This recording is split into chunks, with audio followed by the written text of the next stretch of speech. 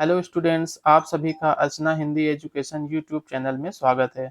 आज हम लोग एक नई भर्ती के बारे में बात करेंगे जो कि आरआरबी एनटीपीसी के नाम से जानी जाती है और ये बहुत ही फेमस वैकेंसी है, बहुत दिनों के बाद आई है। तो इसके बारे में हम लोग डिटेल में बात करेंगे कि क्या-क्या इसमें एजुकेशनल क्वालिफिकेशन है आपका, क्या कौन-कौन से इसमें स्टेप्स होने हैं, आपका रिटन टेस्ट कितने फेज में होगा, मेडिकल क्या है ना? और भी बहुत सारी चीज़ें हैं, एज के बारे में, तो सब चीज़ें हम लोग जानेंगे। ये नोटिफिकेशन बहुत बड़ा है ये लगभग 80 पेज का नोटिफिकेशन है। तो हालाँकि मैंने इसमें जो इम्पोर्टेंट पार्ट है तो उसको हमने हाइलाइट करके उसे मैं आपको समझाने की कोशिश करूँगा। तो सबसे पहले तो ये मिनिस्ट्री ऑफ रेलवेज़ के अंतर्गत ये वैकेंसी आती है और इसमें एक आगे वर्ड यूज़ होता है CEN, तो इसका फुल फॉर्म यही लिखा हुआ है इसमें, सेंट्रलाइज्ड एम्प्लॉयमेंट नोटिस। ठीक है? तो इसी को हम लोग शॉर्ट फॉर्म में CEN बोल देते हैं। इसके बाद में जैसे ये है recruitment for the various post of non technical popular categories graduate, मतलब इसमें जो भी वैकेंसी है वो नॉन टेक्निकल है। जैसे रेलवे में टेक्निकल की अलग भर्ती आती है, नॉन टेक्निकल की अलग आती है, तो ये हमारी सब नॉन टेक्निकल पोस्ट के अंतर्गत आती हैं और सब ये ग्रेजुएट लेवल से है। ठीक है? अब देखिए इन्होंने पहले ही बता दिया है कि beware of touts brokers and job racketeers, मतलब जो भी दलाल होते हैं, नौकरी के नाम पे पैसा ठगते हैं, है ना? तो उन लोगों से आपको बड़ा सावधान रहने की ज़रूरत है, इन्होंने पहले ही बता दिया है बोर्ड ने। अब इसमें मेन पॉइंट पे हम लोग बात करेंगे। जैसे इन्होंने सबसे पहले एक टेबल ऑफ कंटेंट बनाया है और इस पे इन्होंने बताया है कि कौन-कौन से मतलब जो है सीरियल नंबर में कौन-कौन सी चीज़ें इन्होंने दिखाई हैं। तो जैसे इम्पोर्टेंट डेट्स हैं, इसके बाद में जैसे डिटेल्स ऑफ वैकेंसी, इसके बाद में डिटेल ये देखिए CEN, जैसे मैंने ऊपर बताया था, सेंट्रलाइज्ड एम्प्लॉयमेंट नोटिस। इसके बाद में जनरल इंस्ट्रक्शन है, वैकेंसीज हैं, मेडिकल स्टैंडर्ड्स हैं, एज लिमिट क्या है, एजुकेशनल क्वालिफिकेशन क्या है, एग्जामिनेशन फ़ी क्या है, वर्टिकल रिजर्वेशन, हॉरिजॉन्टल रिजर्वेशन। तो इन्होंने बहुत अच्छा नोटिफिकेशन बनाया है ये, कि इसमें मतलब आपको जब पढ़ेंगे तो आपको सब चीज़ें क्लियर हो जाएंगी और इसके लिए हम लोग जो है रेलवे बोर्ड को बहुत बहुत धन्यवाद देते हैं। इसके बाद जैसे रिक्रूटमेंट प्रोसेस क्या है, नॉर्मलाइजेशन ऑफ मार्क्स क्या है, एक्स सर्विसमैन की डेफिनेशन क्या होती है, तो इस तरह से इन्होंने बहुत सारी चीज़ें इसमें बताई हुई हैं कि मतलब क्या क्या आगे हैं। इसी पे हम लोग आगे डिटेल में बात करेंगे। अब आगे चलते हैं हम लोग। अब जैसे मैंने आपको बताया था कि ये मिनिस्ट्री ऑफ रेलवेज के अंतर्गत आता है। अब सबसे इम्पोर्टेंट चीज़ ये है कि इसका फॉर्म भरने की डेट क्या है। तो date of publication of RRB website, सबसे पहले जो भी आरआरबी की वेबसाइट्स हैं उस पर 13 तारीख को इसका नोटिफिकेशन पब्लिश हो गया है। Opening of online registration of application 14 सितंबर 2024 से इसके ऑनलाइन, मतलब आज से इसके ऑनलाइन एप्लीकेशन स्टार्ट हो जाएंगे रजिस्ट्रेशन। और closing of online registration of applications, जो भी लास्ट डेट है रजिस्ट्रेशन के लिए, वो 13 अक्टूबर को रात में 12 बजे तक है, मतलब 11:59 तक है। इसके बाद में फ़ी पेमेंट के लिए इन्होंने 14 अक्टूबर और 15 अक्टूबर तक लास्ट डेट है, 14 से 15 अक्टूबर। मॉडिफिकेशन के लिए जब आपका लास्ट डेट निकल जाएगा तो मॉडिफिकेशन के लिए आपको 16 अक्टूबर से लेकर 25 अक्टूबर तक इन्होंने बताया है कि आप अपने फॉर्म में जो भी गलतियां हैं तो उसको मॉडिफाई कर सकते हैं। लेकिन वो मॉडिफिकेशन करने के लिए आपको फ़ी का पेमेंट करना पड़ेगा। पेमेंट ऑफ मॉडिफिकेशन फ़ी जो भी होगी तो वो आपको पेमेंट करनी पड़ेगी। इसके बाद में जैसे ये जो आरआरबी एनटीपीसी की भर्ती है, ये मेन 5 पोस्टों के लिए है। जैसे चीफ कॉमर्शियल कम ticket supervisor, station master, goods train manager, junior account assistant cum typist और सीनियर क्लर्क कम टाइपिस्ट। तो ये 5 पोस्टें हैं, इसके लिए जो है मेन इसका एग्जाम होगा। इसके बाद में details of vacancies at a glance. तो जैसे वैकेंसी के बारे में अगर हम बात करें तो यहाँ पे आपकी जो चीफ कॉमर्शियल कम टिकट सुपरवाइजर है, इसकी आपकी 1736 वैकेंसी हैं। स्टेशन मास्टर की 994 हैं। गुड्स ट्रेन मैनेजर की 3144 हैं। Junior account assistant cum typist की 1507 हैं। और सीनियर क्लर्क कम टाइपिस्ट की 732 हैं। तो टोटल जो वैकेंसी है वो 8113 पद हैं। तो ये बहुत ही अच्छा मौका है, मतलब जो भी बच्चे तैयारी कर रहे हैं, कि अगर आपके पास में मेडिकली आप फिट हैं, जो भी इनके मानक होते हैं, मेडिकल स्टैंडर्ड होते हैं, तो आप ग्रेजुएशन के बाद में लेवल 6 में जाने के लिए, लेवल 5 में जाने के लिए बहुत अच्छा ऑप्शन है ये। और दूसरी बात ये, जैसे एज के बारे में मैं आगे आपको बताऊंगा, इसमें एक और गोल्डन अपॉर्चुनिटी है कि इन्होंने 3 साल का छूट दिया है हर एक में। देखिए, अब जैसे 18 से 33 है तो 18 से 36 है, सभी में 3-3 साल का आपको छूट दी गई। ये छूट आपकी जो है, जो जनरल कास्ट वाइज होती है, मतलब कैटेगरी वाइज होती है, उसके अलावा 3 साल की छूट है। मतलब इसके, जैसे ये 18 से 36 है, ये जनरल है, इस पे आपको जो भी आपकी कैटेगरी होगी, ओबीसी की, एससी की, एसटी की, तो उसकी जो छूट होगी वो आपको अलग से मिलेगी। तो ये एक प्लस पॉइंट है इसमें। जैसे इसमें इन्होंने नीचे मेंशन भी कर दिया है कि this includes a relaxation of 3 years in age beyond the prescribed age limit as a one time measure due to कोविड-19 पैंडेमिक। मतलब कोविड-19 की वजह से अगर भर्ती नहीं आ पाई थी, तो इस वजह से इन्होंने 3 साल का ये छूट दिया है। तो ये बहुत गोल्डन अपॉर्चुनिटी है, जो ओवर एज हो गए बच्चे, वेट करते रहे वैकेंसी का और नहीं आई, तो उनके लिए बहुत गोल्डन अपॉर्चुनिटी है। इसके बाद जैसे इंपॉर्टेंट इंस्ट्रक्शन ऑनलाइन रजिस्ट्रेशन के लिए क्या है, candidate candidates should ensure that they possess fulfill all eligibility conditions prescribed for the post as on the closing date of online registration। तो आप अब अपनी जो क्वालिफिकेशन है वो पोस्ट वाइज देख लीजिएगा कि हर पोस्ट के हिसाब से आपकी क्वालिफिकेशन पूरी हो रही है कि नहीं हो रही है। और जो भी आपकी क्वालिफिकेशन है, वो जो फॉर्म भरने की लास्ट डेट है 13 अक्टूबर 2024, तो उस तारीख तक आपका जो क्वालिफिकेशन है वो कंप्लीट हो जाना चाहिए। इसके बाद में जैसे इन्होंने बताया, candidates waiting for final result of prescribed educational qualification should not apply. मतलब जिनका रिजल्ट नहीं आया है फाइनल का, तो वो इसमें अप्लाई नहीं कर सकते हैं। अगला पॉइंट इसमें ये है कि, अच्छा, ये बहुत ही इंपॉर्टेंट पॉइंट है ये वाला, ये इन्होंने आगे भी कई बार 2-3 बार मेंशन किया है, तो इसे आप लोग बहुत ध्यान रखिएगा कि candidates should have their own mobile number valid and active personal email ID keep the same. मतलब आपके पास मोबाइल नंबर और जो ईमेल आईडी आप इसमें यूज करेंगे, तो आपके पास वो आखिरी तक रहनी चाहिए, जब तक आपका फाइनल सिलेक्शन नहीं हो जाता है। क्योंकि ये मोबाइल नंबर और ईमेल आईडी अगर आपने एक बार अपना अकाउंट क्रिएट कर लिया, तो आप इसे चेंज भी नहीं कर सकते हैं, और ये फाइनल तक, मतलब जो है, आपके पास इसमें मैसेज और जो भी आगे की चीज़ें होंगी वो सब इसी में आती रहेंगी मेल के थ्रू, है ना। तो ये सब ध्यान रखिएगा। इसके बाद में 5वां पॉइंट है कि applications are to be submitted online only. मतलब केवल ये ऑनलाइन मोड में ही इसके फॉर्म सबमिट किए जाएंगे, वो भी आरआरबी की वेबसाइट से। आगे इसमें हम लोग बढ़ेंगे। अब देखिए, हर जगह यहाँ पे सीईएन वर्ड का यूज होता है, तो इसलिए मैंने पहले ही आपका इसका मतलब बता दिया था क्या होता है। अब यहाँ पे पॉइंट नंबर 6 क्या है,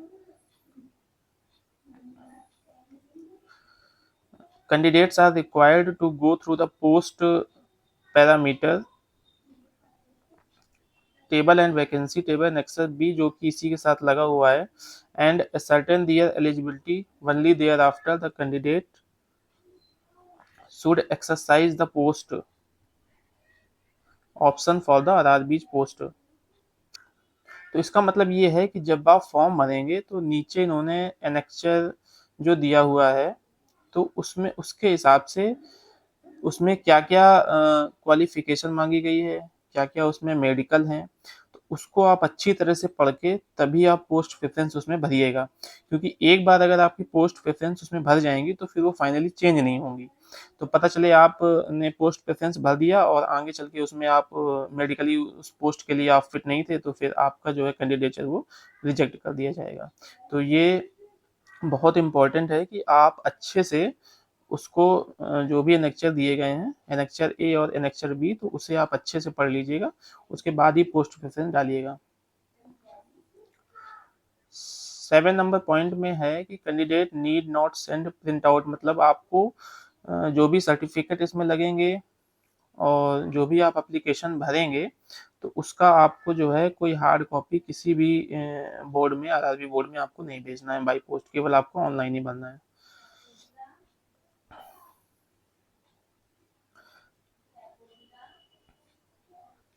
इसके बाद में जो है जैसे ये इन्होंने बताया कि mobile number, email ID, choose an RRB, ये चीज़ें ऐसी हैं कि ये चेंज नहीं होंगी, तो ये आपको बड़ी सावधानीपूर्वक इसको भरना है। पॉइंट नंबर 8 में है candidate must ensure that they fulfil the prescribed medical standards for the post. तो ये मैंने आपको अभी बताया कि आप हर पोस्ट के हिसाब से उसका मेडिकल क्या है, तो वो आप ज़रूर देख लीजिएगा, उसकी एजुकेशनल क्वालिफिकेशन क्या है ये ज़रूर देख लीजिएगा, उसके हिसाब से आप अपनी पोस्ट प्रेफरेंस भरिएगा। 10वें नंबर पॉइंट में इन्होंने बोला है कि आप लास्ट डेट का वेट मत करिए, क्योंकि उस समय बहुत ज़्यादा साइट पे मतलब जो है ट्रैफिक हो जाता है या बहुत ज़्यादा रश हो जाता है, तो आपको भरने में दिक्कत होगी। तो क्लोजिंग डेट जो भी होगी तो उसके पहले ही आपको इसको फॉर्म को फिल करना है। ये तो सभी फॉर्म्स के लिए यही होता है। और सबसे इसमें देखिए 11 नंबर पॉइंट में इन्होंने बोला है क्लिक ऑन द, अब ये जैसे इन्होंने बताया है कि कैसे आपको अप्लाई करना है, तो सबसे पहले आपको अप्लाई करने के लिए अपना एक अकाउंट क्रिएट करना पड़ेगा, और वो अकाउंट क्रिएट करते टाइम जो आप डिटेल डालेंगे अपनी, तो वो डिटेल आपकी एडिट नहीं होगी, मतलब चेंज नहीं होगी। तो ये आप बहुत ध्यान से भरिएगा कि आप अपना जब अकाउंट क्रिएट करिएगा तो मोबाइल नंबर, ईमेल आईडी और भी जो चीज़ें उसमें मांगी गई हैं तो वो ध्यान से भरिएगा। जैसे लास्ट पे इन्होंने लिखा है कि age correction of any kind will not be permitted once the account is created. ये देखिए details filled in the create an account form including mobile number and email ID can not be modified at any stage once the account is created. तो account create होने के बाद में फिर आपकी चीज़ें मॉडिफाइड नहीं होंगी, तो इसे आप बहुत ध्यान से भरिएगा।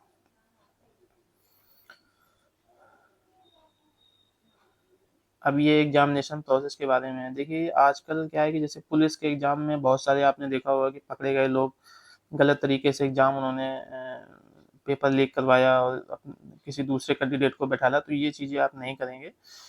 इन्होंने स्ट्रिक्टली इसमें लिख दिया है कि the public examination prevention of unfair means bill 2024 effective from 21 जून 2024। तो ये जो द पब्लिक एग्जामिनेशन एक्ट है, तो इसके तहत तो ऐसा है कि मैंने पढ़ा इसमें कि आपका जो है नॉन बेलेबल है ये, मतलब आपको बेल भी नहीं मिलेगी। जैसे कई सारे केसेज होते हैं ना कि जो बाहर कोर्ट के बाहर ही समझौता हो जाता है, तो इसमें ऐसा प्रावधान नहीं, इसमें आपको जेल के अंदर ही रहना पड़ेगा। तो ऐसा ना करें, किसी दूसरे कैंडिडेट की जगह बैठ के पेपर मत दें और इस तरह की मेल प्रैक्टिसेज ना करें। उससे क्या है कि आपका कैंडिडेचर भी निरस्त हो जाएगा और आगे के जो भी एग्जाम होंगे उसके लिए आप बैन भी हो जाएंगे। अब इसमें कितने स्टेज हैं ये इन्होंने बता रखा है। तो देयर शैल बी 2 स्टेज, मतलब इसमें 2 स्टेज होंगे और उसमें कंप्यूटर बेस्ड टेस्ट होगा, और followed by computer based aptitude test, typing skill test where ever applicable. Main इसमें 2 एग्जाम होने हैं, तो दोनों एग्जाम आपके ऑनलाइन होंगे, ठीक है। जैसे इसमें कंप्यूटर, और इसके अलावा जैसे सीबीएटी जो है वो कंप्यूटर बेस्ड एप्टीट्यूड टेस्ट, ये स्टेशन मास्टर के लिए है, और typing skill test for senior clerk cum typist, junior account assistant cum typist. तो ये जो 2 पोस्टें हैं, junior account assistant cum typist और एक सीनियर क्लर्क कम टाइपिस्ट, तो इसके लिए आपका टाइपिंग टेस्ट होगा। स्टेशन मास्टर के लिए आपका जो है सीबीएटी टेस्ट होगा, और बाकी जो 2 पोस्टें हैं जैसे सीनियर कॉमर्शियल कम टिकट सुपरवाइजर और गुड्स ट्रेन मैनेजर, तो इसके लिए आपको केवल जो भी इसके 2 स्टेज एग्जाम होंगे कंप्यूटर बेस्ड टेस्ट, जो इसके फर्स्ट स्टेज होगा, सेकंड स्टेज होगा, उसके बाद डॉक्यूमेंट वेरिफिकेशन होगा, मेडिकल एग्जामिनेशन होगा। तो इसमें आपका ना ही सीबीएटी टेस्ट होगा, इसके लिए ये जो 2 पोस्टें मैंने बताई आपको, गुड्स ट्रेन मैनेजर और सीनियर कॉमर्शियल कम टिकट सुपरवाइजर, तो इसके लिए आपको सीबीएटी टेस्ट और टाइपिंग टेस्ट नहीं देना है। इसमें आपका केवल फेज 1 होगा, फेज 2 होगा, और इसके बाद में डॉक्यूमेंट वेरिफिकेशन और मेडिकल जो भी जिस कैटेगरी का मेडिकल इसके लिए निर्धारित होगा, तो उसके तहत आपको वो मेडिकल देना पड़ेगा।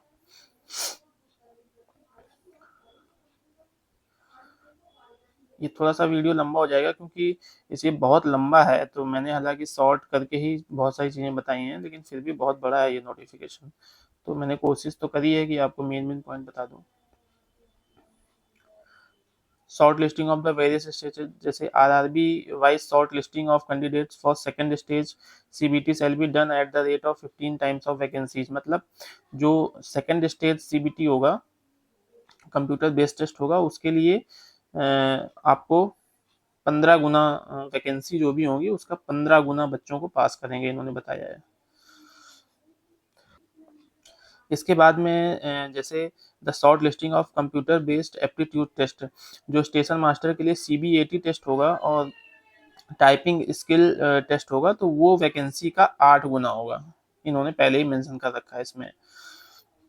तो 15 गुना बच्चे बुलाएंगे सेकेंड स्टेज के लिए, और इसके बाद में जो स्टेशन मास्टर और टाइपिंग टेस्ट होगी तो उसके लिए 8 गुना बच्चा जो भी वैकेंसी होंगी।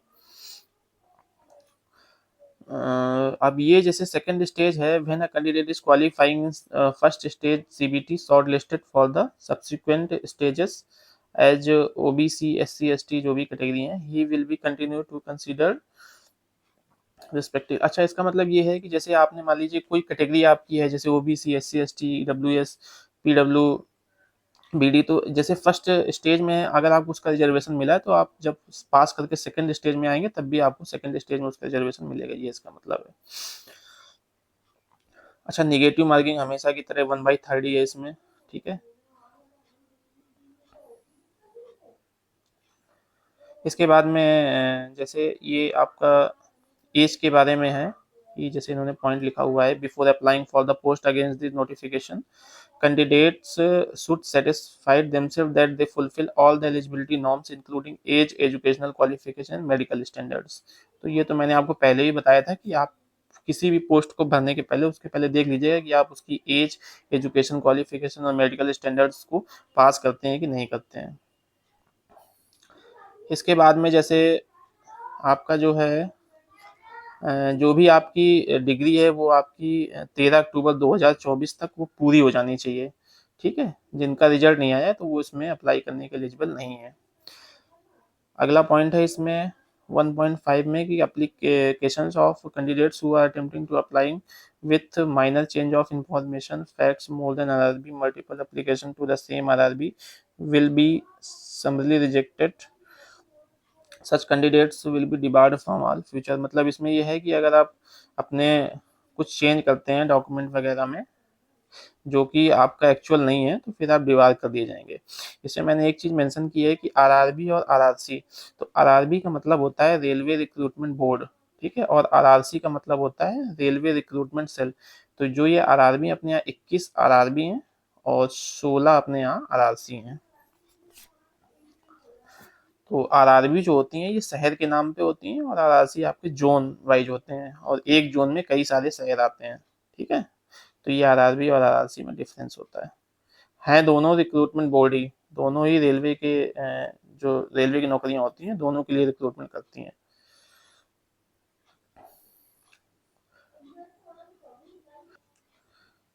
इसके बाद में आगे बढ़ेंगे हम लोग। Point number 1.7, candidates should enter their name, father name and date of birth as recorded in the matriculation। तो सभी जैसे फॉर्म भरे जाते हैं उसकी तरह इसमें भी इन्होंने बताया कि आपका name, date of birth, father name जो भी होगा वो हाई स्कूल के सर्टिफिकेट के अकॉर्डिंग होगा, ठीक है। जो आपका मेट्रिकुलेशन सर्टिफिकेट होता है उसके अकॉर्डिंग जो भी आपका नेम वगैरह होगा तो वो उसी के आधार पे उसका काउंटिंग किया जाएगा। अगर मान लीजिए आपका नाम कुछ चेंज है तो आपको चेंज वाला नाम जो है वही भरना है, लेकिन उसके रिगार्डिंग आपको गजट नोटिफिकेशन जो भी लीगल डॉक्यूमेंट होगा या कोई गजट नोटिफिकेशन होगा तो वो आपको डॉक्यूमेंट वेरिफिकेशन के टाइम पे दिखाना पड़ेगा। अच्छा, पोस्ट प्रेफरेंस में ध्यान रखिएगा, मैंने पहले ही बताया कि सब कुछ चीजें देख के तब आप पोस्ट प्रेफरेंस भरिएगा,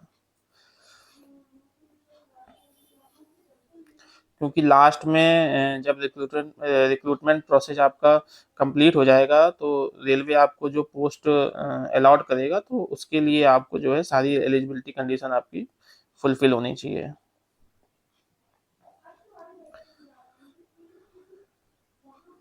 ये इन्होंने बताया है जैसे पोस्टिंग के बारे में। तो ये है कि रेलवे, अच्छा इसमें एक चीज़ और ध्यान रखिएगा कि जैसे आप RRB के अकॉर्डिंग भरेंगे तो आप ये जरूर ध्यान रखिएगा कि पहले तो आप नीचे इसमें पूरा वैकेंसी का दिया हुआ है RRB वाइज, हर RRB के हिसाब से वैकेंसी दिया हुआ है कि कैटेगरी वाइज उसमें कितनी वैकेंसी है। तो आप सबसे पहले जाके ये चेक कर लीजिएगा कि आपको किस RRB से फॉर्म भरना है।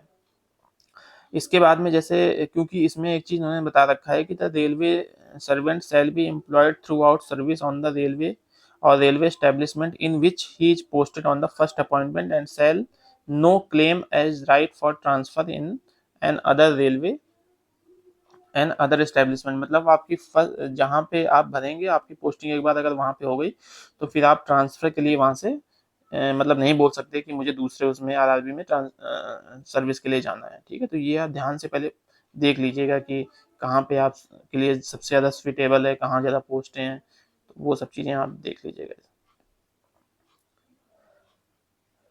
अच्छा, ये जो है free sleeper class railway pass is admissible to SC/ST candidates. तो जो भी SC/ST कैंडिडेट्स हैं तो उनको फ्री स्लीपर का पास दिया जाएगा। तो जो भी इसको अवेल करना चाहते हैं तो उसे आप यस करके और वैलिड सर्टिफिकेट आपको उसमें अपलोड करना पड़ेगा। आपको जो भी रेलवे स्टेशन है तो वो आप बिल्कुल सही भरिएगा अगर आपको इसका बेनिफिट लेना है तो।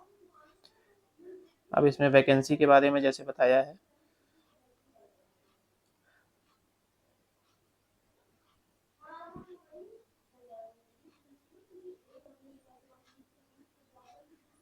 अच्छा ये वैकेंसी का हो गया।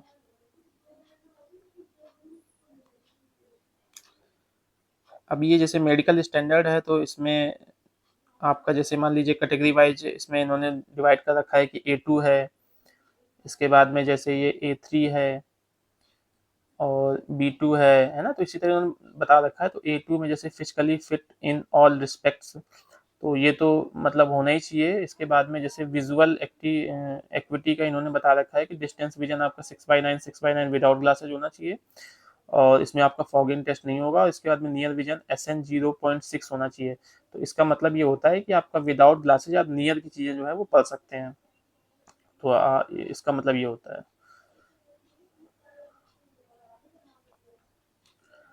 अब ये लेसिक वालों के लिए इन्होंने बताया है candidates who have undergone LASIK surgery or any other surgery procedure to correct refractory error are not eligible for the post having medical standard A2 A3 in this मतलब जो भी ये नोटिफिकेशन है। तो जिस पोस्ट में मेडिकल स्टैंडर्ड आपका A2 और A3 मांगा गया है तो उसमें आपका लेसिक सर्जरी से अगर आपने अपना जो है रिफ्रैक्टरी एरर सही कराया है तो फिर आप उसके लिए एलिजिबल नहीं है। और बाकी जैसे सेकंड पॉइंट में लिखा हुआ है तो इसमें इन्होंने बताया है कि candidates who have undergone LASIK surgery और any other surgery procedure to correct refractory error eligible for the post of having medical standard B2 और C2 जिसमें B2 और C2 कैटेगरी का जिसमें मेडिकल मांगा गया है तो उसमें आपका ये मान्य होगा। लेकिन जिसमें A2 और A3 का मांगा गया है तो उसमें आप एलिजिबल नहीं है। और ये B2 C2 A2 A3 क्या था तो ये ऊपर था, ये मैंने आपको बताया, ये दिया हुआ है।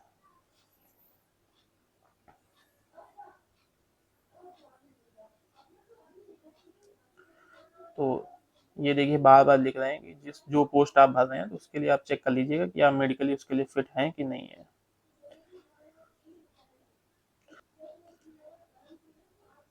अब एज लिमिट का क्या है तो इन्होंने जो है एज लिमिट बताया है कि जैसे जो भी आपकी एज लिमिट काउंट होगी वो 1/1/2025 से काउंट होगी, ठीक है? 18 से 36 साल उम्र होनी चाहिए आपकी। और कैटेगरी वाइज इन्होंने बता रखा है कि UR और EWS के लिए 2/1/1989 के पहले डेट ऑफ बर्थ नहीं होनी चाहिए। OBC नॉन क्रीमी लेयर के लिए 2/1/1986 के पहले की नहीं होनी चाहिए। SC/ST के लिए 2/1/1984 के पहले का नहीं होना चाहिए। और बाकी जो है जो आपकी लास्ट जो डेट ऑफ बर्थ है वो 1/1/2007 के बाद की नहीं होनी चाहिए। तो ये एज का क्राइटेरिया है।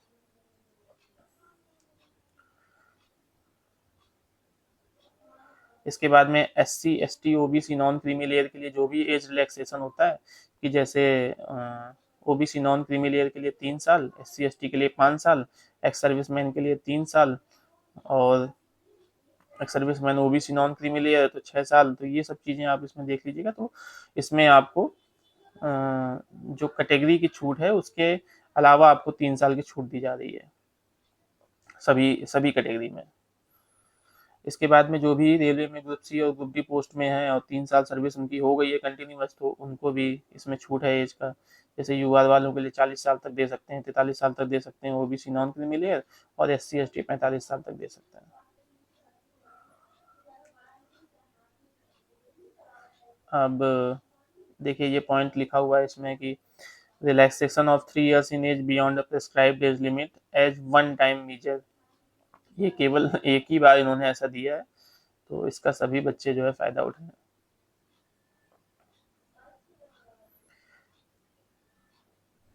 ये सब चीज़ें मैं बता ही चुका हूँ आपको कि मैट्रिकुलेशन सर्टिफिकेट जो आपका हाई स्कूल का सर्टिफिकेट है उसी के अकॉर्डिंग आपकी डेट ऑफ बर्थ काउंट होगी। जो भी जिनका रिजल्ट नहीं आया है, या मतलब 13 अक्टूबर तक जिनका रिजल्ट नहीं आएगा, तो वो ये फॉर्म नहीं भर सकते हैं। फीस के बारे में बात कर लेंगे तो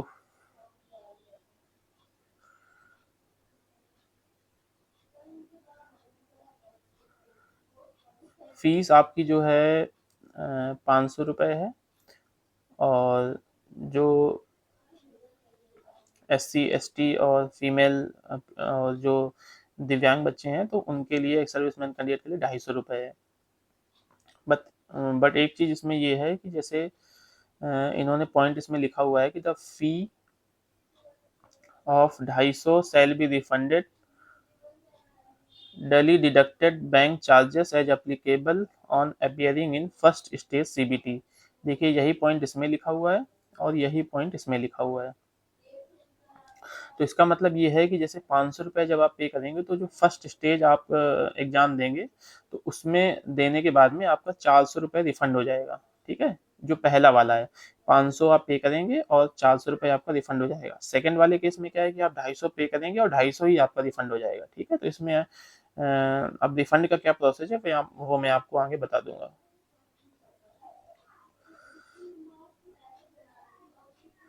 ये फॉर्म भरने का, और ये इन्होंने डेट बता रखा है जो कि मैंने पहले आपको बता दिया है।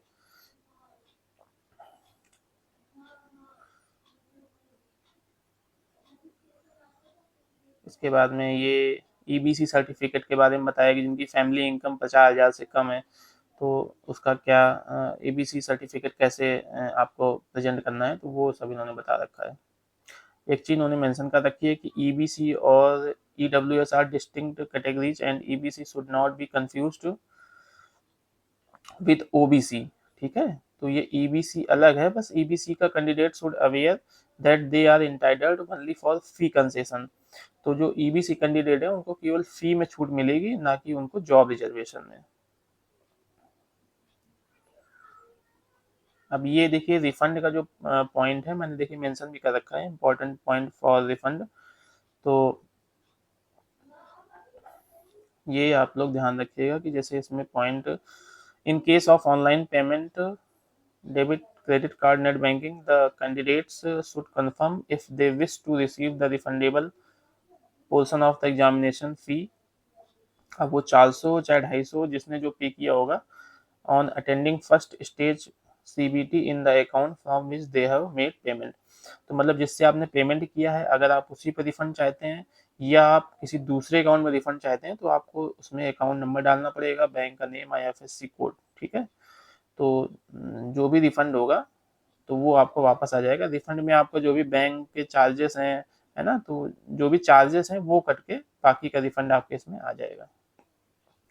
तो आप ये ध्यान रखिएगा कि अगर आप जिस मोड से पेमेंट कर रहे हैं, अगर आप उसी में रिफंड चाहते हैं तो कोई बात नहीं है, और इसके बाद में अगर आप किसी दूसरे में चाहते हैं तो आपको उसका पूरा डिटेल डालना पड़ेगा।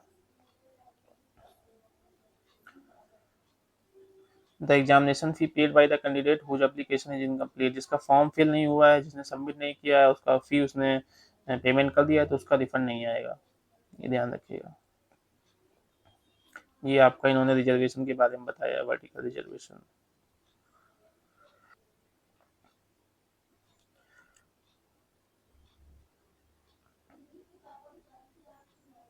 इसके बाद में ये सब सर्टिफिकेट के बारे में है कि मतलब आपको जो भी, अगर आप OBC नॉन क्रीमी लेयर हैं तो आपको कौन सा एनेक्चर, इसमें आगे सब दिए हुए हैं एनेक्चर, तो आपको उन्हीं एनेक्चर के हिसाब से सब सर्टिफिकेट जो है बनवा के आपको, जैसे EWS के लिए जो भी एनेक्चर है तो वो सब इन्होंने इसमें डिटेल में बताया हुआ है क्या क्या AWS की कंडीशन है।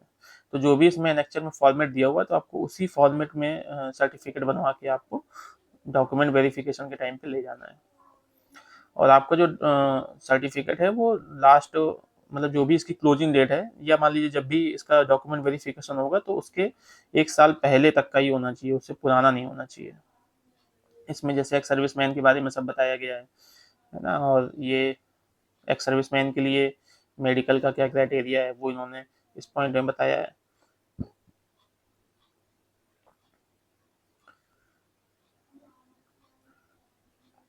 अब इन्होंने जो भी डिसेबिलिटीज हैं तो उसके बारे में डिटेल में पूरा इन्होंने बताया है क्या क्या डिसेबिलिटीज हैं और कौन कौन सी डिसेबिलिटीज किस किस पोस्ट के लिए एलिजिबल हैं। तो वो आप इसको पढ़ लीजिएगा। डिसेबिलिटी की कितने डिग्री हुए, मतलब परसेंटेज के हिसाब से होता है ना डिसेबिलिटीज का। जो भी सर्विंग एम्प्लॉय हैं तो उनको जो है NOC सर्टिफिकेट दिखाना पड़ेगा डॉक्यूमेंट वेरिफिकेशन के टाइम पे। तो ये है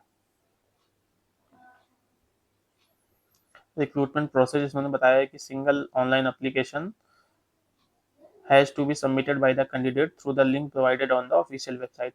तो एक चीज ध्यान रखिएगा इसमें कि आपको एक ही फॉर्म भरना है, मतलब जिस भी RRB से आप भरेंगे तो आपको सिंगल फॉर्म भरना है सभी पोस्टों के लिए। अगर आपने कुछ चेंज करके और कई जगह से, या मान लीजिए एक ही जगह से कई फॉर्म भर दिए तो फिर आपका जो कैंडिडेचर है वो रिजेक्ट हो जाएगा। तो आपको एक ही फॉर्म भरना है और उसी में आपको पोस्ट प्रेफरेंस जो है बहुत ध्यान से भरनी है। ठीक है। अब ये ऑनलाइन एप्लीकेशन कैसे भरना है ये इन्होंने बताया। सबसे पहले आप अकाउंट क्रिएट करेंगे और उसके बाद में फिर आप आगे का प्रोसेस करेंगे। अब फर्स्ट स्टेज में आएगा क्या, जैसे इन्होंने बताया कि फर्स्ट स्टेज में आपका जो है 90 मिनट का होगा और टोटल नंबर ऑफ क्वेश्चन आपके 100 होंगे। 40 क्वेश्चन आपके जनरल अवेयरनेस के आएंगे, 30 क्वेश्चन मैथमेटिक्स के, और जनरल इंटेलिजेंस एंड रीजनिंग के 30 क्वेश्चन, मतलब रीजनिंग के 30 क्वेश्चन, मैथ के 30 क्वेश्चन और जीके के 40 क्वेश्चन। 1/3 की इसमें माइनस मार्किंग है, 1/3 माइनस मार्किंग है। ये हर एक सब्जेक्ट का सिलेबस दे रखा है। मैथमेटिक्स जो कि पहले भी इस एग्जाम में सभी आता था तो वही सब कुछ है। नंबर सिस्टम, डेसिमल, फ्रैक्शन, ये सब वही है। जनरल इंटेलिजेंस, रीजनिंग में, जनरल अवेयरनेस में minimum percentage of marks for eligibility in various categories दिया हुआ है। UR का 40% है, AWS का 40%, और OBC non creamy layer 30%, SC का 30%, ST का 25%, ये सब दिया हुआ है इसमें। इसके बाद सेकंड स्टेज में आपका जो है ये 50 क्वेश्चन आएंगे जनरल अवेयरनेस के, मैथ के 35 क्वेश्चन और रीजनिंग के 35 क्वेश्चन। टोटल 120 क्वेश्चन होंगे और 90 मिनट का टाइम होगा। इसका इसमें ही 1/3 की माइनस मार्किंग है। इसका भी सिलेबस ये दिया हुआ है। सिलेबस वही रहेगा, बस चीज़ें थोड़ा सा हार्ड हो जाएंगी और मिनिमम परसेंटेज वही है, सेम जो पहले था।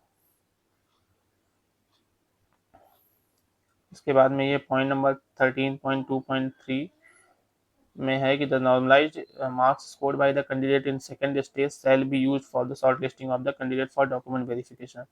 तो जब फर्स्ट स्टेज आप देंगे तो उसको आप पास करेंगे तो आप सेकंड स्टेज में आएंगे, और सेकंड स्टेज का जो भी आपका स्कोर होगा तो उसके अकॉर्डिंग आपका डॉक्यूमेंट वेरिफिकेशन किया जाएगा।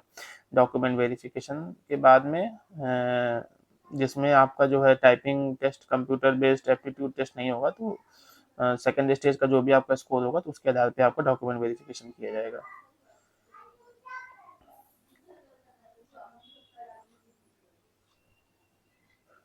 और सेकेंड स्टेज के एग्जाम स्कोर जो भी नॉर्मलाइज स्कोर होगा उसी के आधार पे जिन पोस्टों में टाइपिंग स्किल टेस्ट है या कंप्यूटर बेस्ड एप्टीट्यूड टेस्ट है तो वो सेकेंड स्टेज का जो एग्जाम होगा उसी के मार्क्स के आधार पर होगा।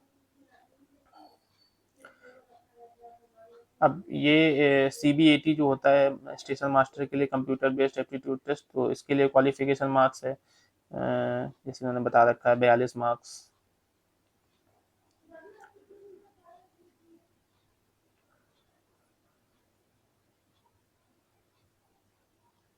अब ये जैसे इन्होंने बता रखा है कि स्कोर इज परमिसिबल, मतलब candidates candidates equal to 8 times the number of vacancies of station master. तो स्टेशन मास्टर की जो भी वैकेंसी होंगी तो CBAT के लिए जब बुलाएंगे तो 8 टाइम्स वैकेंसी का 8 टाइम्स बच्चा जो है CBAT के लिए बुलाया जाएगा।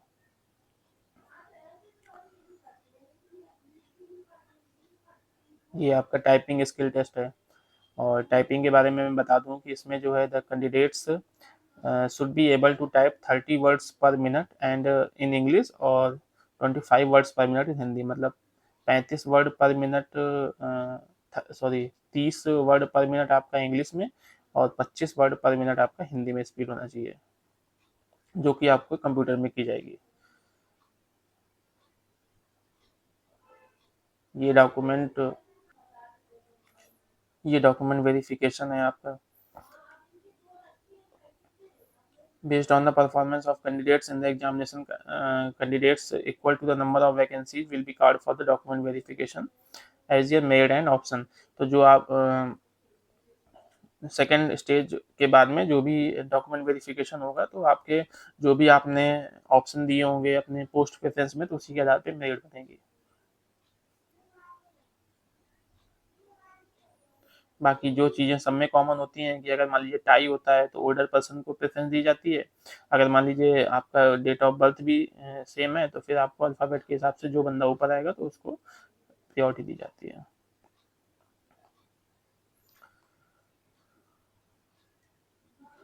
अब ये अलग से बता रखा है कि जैसे, हालाँकि पहले भी सब इसमें लिखा हुआ है कि जो 5 पोस्टें हैं तो फर्स्ट स्टेज और सेकंड स्टेज के लिए कॉमन है।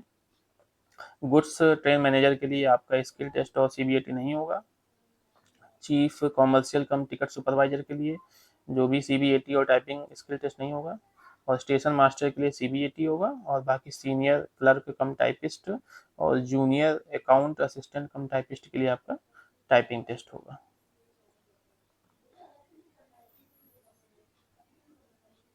डॉक्यूमेंट वेरिफिकेशन और मेडिकल एग्जामिनेशन तो सभी के लिए है। ये हाउ टू अप्लाई कैसे करना है तो सब JPEG फॉर्मेट में कैंडिडेट फोटोग्राफ है जो 20 से 50 KB के बीच में होना चाहिए, सब JPEG फॉर्मेट में है। और सिग्नेचर जो है वो भी JPEG फॉर्मेट में 10 से 40 KB के बीच में होना चाहिए।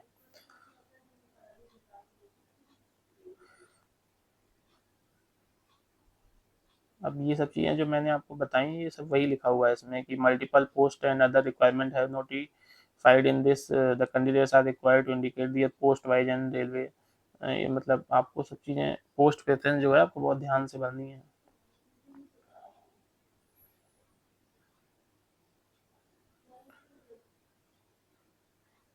मोबाइल नंबर और ईमेल आईडी आपको अपनी लास्ट तक रखनी है जब तक पूरा प्रोसीजर कंप्लीट नहीं हो जाता है। अब यहाँ पे सबसे पहले आपको अप्लाई करने का प्रोसेस बताया है, अकाउंट क्रिएट करना है, फिर रजिस्ट्रेशन करना है, verification of email ID and mobile number, इसके बाद में फिर payment and bank account, set priority preference of post भरनी है, detail education qualification, choice of exam language, bank account detail for refund, photograph and signature. तो ये सब चीज़ें आपका स्टेप बाय स्टेप इसमें।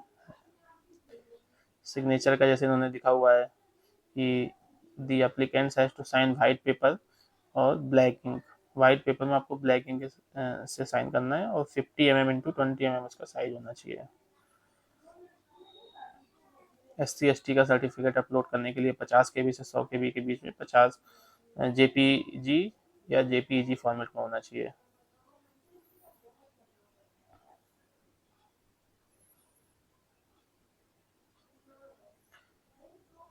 और ये आपका details of various RRBs and their website, हर एक RRB का फ़ोन नंबर और उसका जो है आपको एड्रेस दिया गया है इसमें।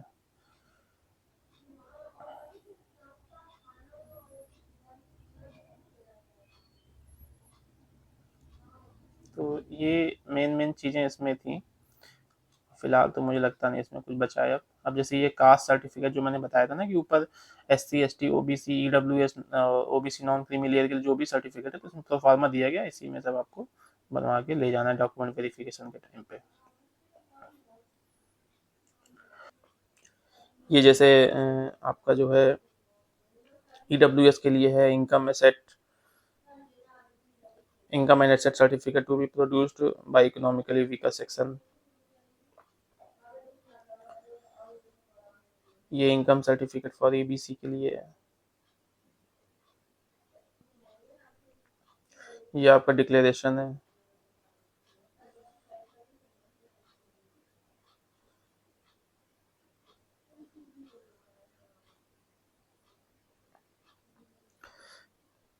तो ये मेन चीज़ें मैंने आपको बता दी हैं। और ये देखिए यहाँ पे जब पोस्ट आप जो भी आप आरआरबी डालिएगा तो आप सबसे पहले देख लीजिएगा इसमें कि ये देखिए जैसे आरआरबी अहमदाबाद का है, तो इसमें हर एक पोस्ट के हिसाब से, कैटेगरी के हिसाब से क्या-क्या चीज़ें, कितने-कितने पोस्ट हैं, तो वो सब इन्होंने दे रखा है। तो आपको देख लीजिए कि आपके लिए सबसे ज़्यादा सूटेबल कहाँ पे है, कहाँ से आपके चांसेस ज़्यादा है, तो उसको देख के आप भरिएगा। जैसे आरआरबी अहमदाबाद है, आरआरबी अजमेर है, आरआरबी बेंगलुरु है, आरआरबी भोपाल है, तो इसी तरह से सब दिए हुए हैं इसमें। भुवनेश्वर है, आरआरबी बिलासपुर है, आरआरबी चंडीगढ़ है, RRB Chennai, RRB Gorakhpur, RRB Guwahati, RRB Jammu and Srinagar, RRB Kolkata, RRB Malda, तो ये सब दिया हुआ है। तो इसे आप डिटेल पहले एक बार देख लीजिएगा फॉर्म भरने के पहले। फॉर्म भरने में कोई भी जल्दबाजी मत करिएगा, क्योंकि एक बार अगर कुछ गलत हो गया तो फिर चीज़ें सही करना बहुत मुश्किल हो जाता है। तो मेन चीज़ें मैंने आपको बता दी। और आप अपना मोबाइल नंबर, ईमेल आईडी, ये आप बहुत ध्यान रखिएगा कि आपका जो है, जो स्टार्टिंग में आप जिस डालें तो वो आपका लास्ट तक रहे, जब तक पूरा फाइनल इसका प्रोसीजर नहीं हो जाता है। दूसरी बात ये कि आप हर पोस्ट के हिसाब से अपना मेडिकल देख लीजिएगा कि किसमें आप मेडिकली उस कैटेगरी के मेडिकल में आप फिट हैं कि नहीं है। ठीक है, तो मेरे हिसाब से तो ये बहुत अच्छा गोल्डन चांस है। और क्योंकि इसमें देखिए 3 साल की एज भी छूट दी गई है। दूसरी बात ये है कि वैकेंसी भी इसमें बहुत हैं। तो आप लोगों को मेरी तरफ से ऑल द बेस्ट, और सही से फॉर्म भरिए, सही से एग्ज़ाम दीजिए। और इसके अलावा और कुछ इसमें बचा नहीं है फ़िलहाल तो। ठीक है बच्चों, बहुत बहुत धन्यवाद। मिलते हैं हम लोग नई वैकेंसी के साथ, तब तक के लिए जय हिंद।